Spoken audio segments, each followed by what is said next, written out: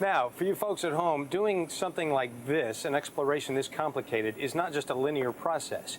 It is filled with twists and turns and a lot of unpredictability. To get us here was quite a journey. We thought you might want to see what it was like for us the past 3 weeks. This is Jim Cameron's 35th dive to the Titanic. For this and every dive, he's gotten there on one of the Russian Mir subs, among the world's deepest diving manned submersibles. This time, it's different, because for the first time ever, the Mir is linked to the surface by a fiber optic cable. That cable is how we're bringing you this special broadcast. The descent takes more than 2 hours. Most Mir drops are for sleep. Not this one. The cable is a constant worry. It is among the most dangerous parts of the entire mission. If the cable breaks, it could tangle in the sub and take it to the bottom.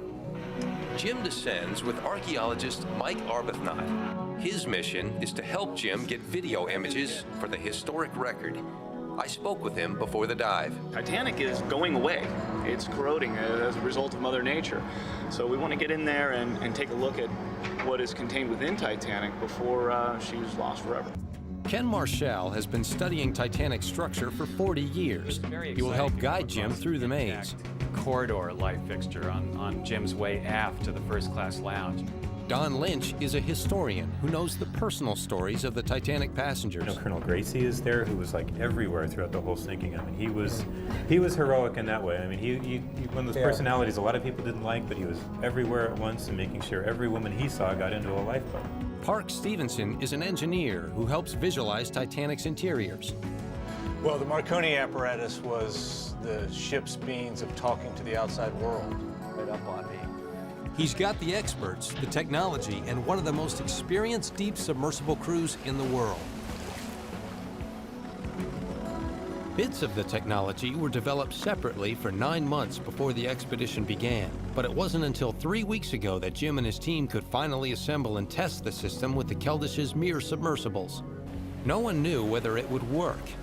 The first thing was to get down to the wreck and test the communications. It's a 2.5-hour descent that Jim has done many times, but never with a 15,000-foot tether of fiber optic cable. The cable from the sub joins one of the ship's inflatable boats, or ribs. The rib keeps aligned with the Keldysh and allows sound and picture to be transmitted back to mission control. To get those pictures back from inside the Titanic, there are 3 separate links, which all have to function at the same time. It's a fantastic technical achievement. The piece that had never fully been tested before is the fiber optic link from submersible to surface. Making this work was an incredibly delicate operation and risky. The fragile optic fiber is wrapped in a casing with a 500-pound breaking strain. It was a double-edged sword. The cable was weak enough to snap easily if the 18-ton submersible jerks when taut. It was strong enough to completely foul up the submersible's propulsion system and long enough to get impossibly tangled if it was let out too quickly. During one of the practice dives, 6,000 feet below the surface, the worst happened. I believe we're fouled, guys. The cable looks like it's going up, but it could be looping over us like this. It's hard to say. We should be paying out by now, but we're not. This is not a good condition, Tolia. I think we made a mistake. I think it's bad. They were no longer worried about getting pictures back, but dealing with a potentially dangerous situation for the Mir team. A loop came around the tail fin of the Mir, has caught. Now the cable won't necessarily break. This is the dangerous part of this. It has a steel strength member. What happens if it bends, though, it'll attenuate the signal. So you lose communications, you lose video signal, but you're still hooked. Mission control, anybody? Mission control.